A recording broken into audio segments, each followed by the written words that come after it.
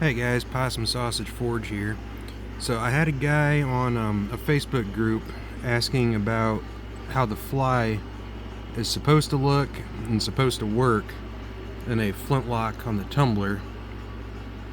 So the fly is this piece right here, and it pivots up and down. Screwdriver is magnetic. You can see the fly just has a little shank on it. There's a hole in the tumbler. Let's see if I can put this back in, looking through the camera. Not really. Alright. So there's the fly. You can see it has a kind of a point filed on either side of the tip. And essentially all it is a ratchet.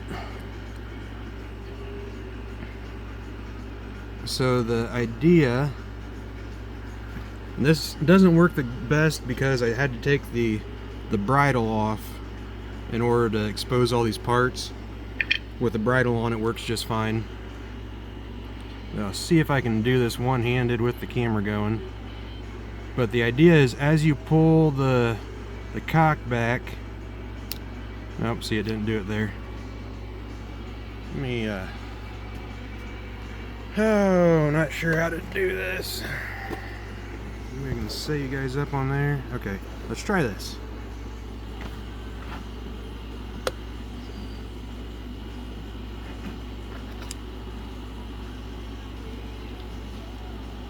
So the idea is that as you pull, you go to cock it. There's really a bad setup here. The sear, oh, still missed it. This is really difficult when it's not all lined up how it should be.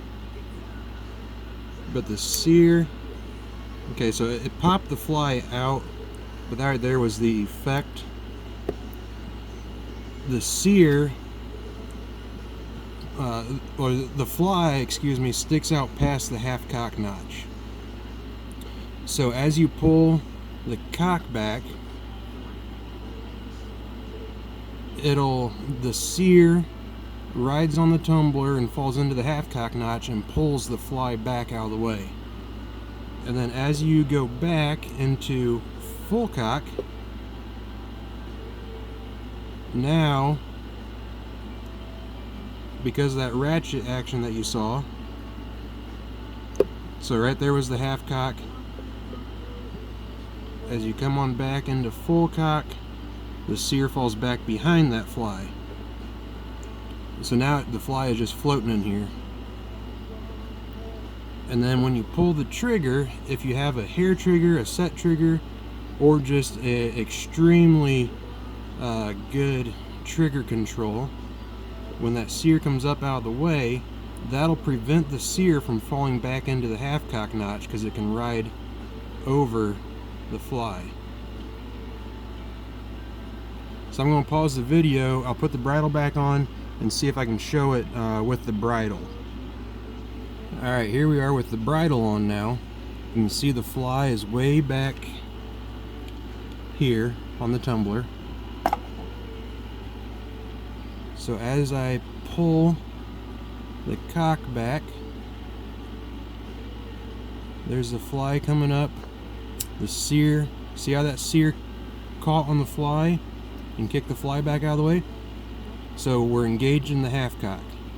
As I keep going, you have to focus up here.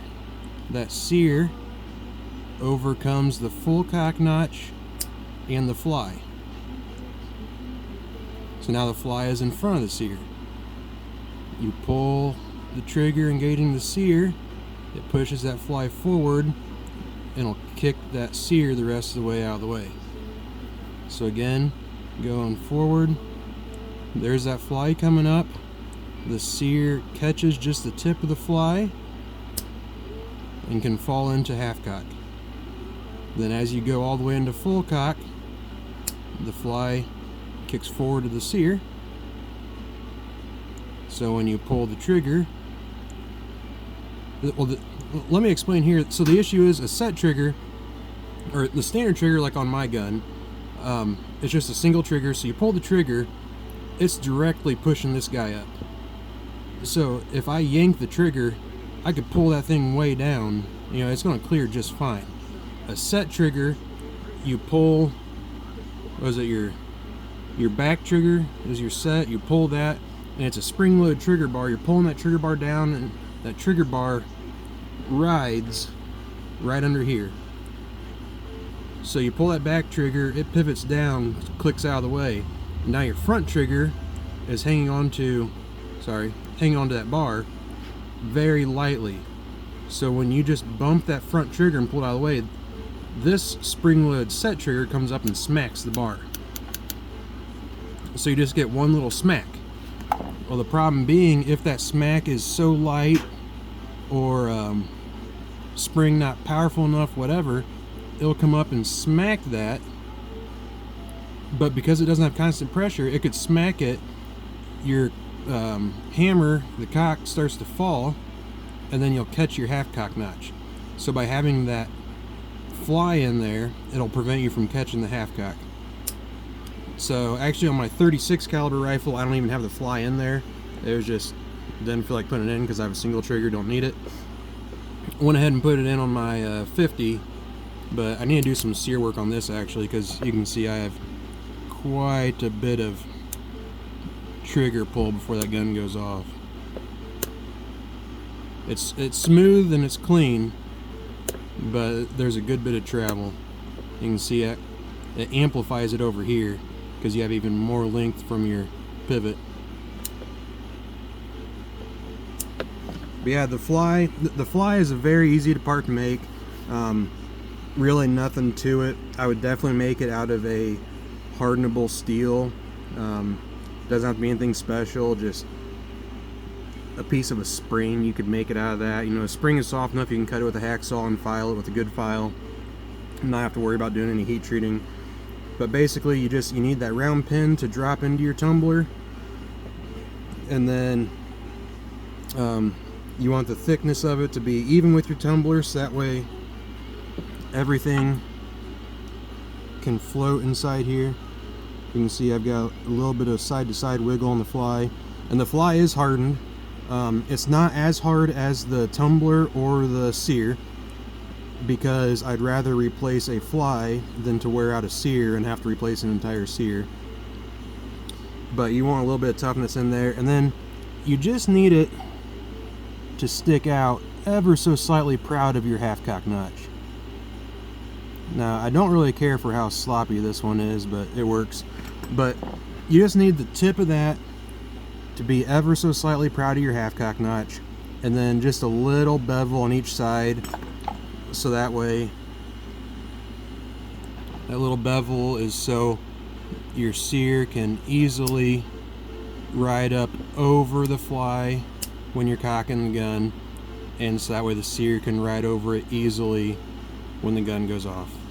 Really nothing to it, really simple part. The hardest part is just how tiny it is trying to hang on to it, but really nothing to it. Really shouldn't be very difficult. I actually just thought of something because I have one laying right here. A file. If you have an old file, the tangs are soft. You can make one out of a tang of a file, and then just heat it up to cherry red with a little propane torch, won't take much. Throw it in some oil, harden it, and then I would polish it up just a little bit with some sandpaper, lay it on top of a piece of steel, and then take your little propane torch, heat the steel up from the bottom side, and then look for some gold to purple temper colors. I think I took this one to about a blue temper. Yeah, you can see a little bit of blue, there you go. Yeah, so I've got blue on the fly, and then the sear and tumbler are both tempered to gold, so they're a bit harder. But like I said, it's because I'd rather replace a fly than replace a sear bar. But nothing to it. Hope that helps. Bye.